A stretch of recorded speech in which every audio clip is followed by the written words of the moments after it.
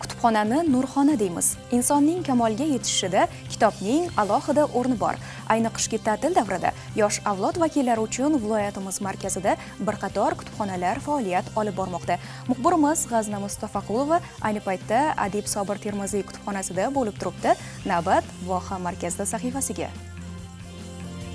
Rahmat studiya. Termiz shahri markazida joylashgan Adib Sobir Termiziy nomidagi axborot kutubxona markazi bugun viloyatdagi eng yirik kitob fondiga ega markazlardan biri hisoblanadi. Bu yerda maktab yoshidagi bolalardan tortib ilmiy izlanuvchilargacha o'zlariga zarur bo'lgan barcha axborotni topishlari mumkin. Markaz fondida nafaqat minglab bosma manbalar, balki elektron kitoblar, shuningdek raqamli kutubxonalar jamlangan. Ushbu kutubxonaning umumiy kitob fondi 246 mingdan oshiq bo'lib, shundan ilmiy adabiyotlar 140 mingdan oshiq, badiiy adabiyotlar 98 mingdan oshiq, shuningdek jahon adabiyoti durdonalari 6,5 ming nusxani tashkil etadi. Yana bir qiziq ma'lumot, bu yerda 1960-1970 yillarga oid bo'lgan gazeta va jurnallar ham saqlanadi. Aziz tomoshabinlar, ushbu kutubxona faoliyati haqida batafsil ma'lumotni kutubxona mutaxassisi Iroda Shamsiddinova berib o'tadi.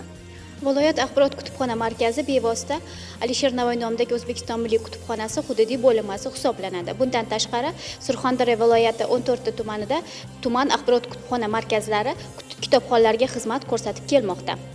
Bizning kutubxonamizda yildan yilga kitobxonlar salmog'i oshib bormoqda. Tabiiyki, bundan tashqari kitobxonlarga ko'rsatiladigan xizmat samarasi ham oshadi.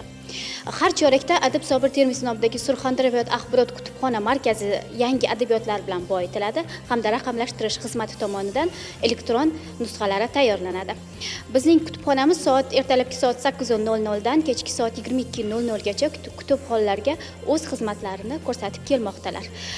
Albatta, bundan keyingi rejalarimiz ham kutubxonamizda kitobxonlarning o'zlarini qulay his qilishlari uchun yetarlicha sharoitlarni yaratishga harakat qilib boramiz.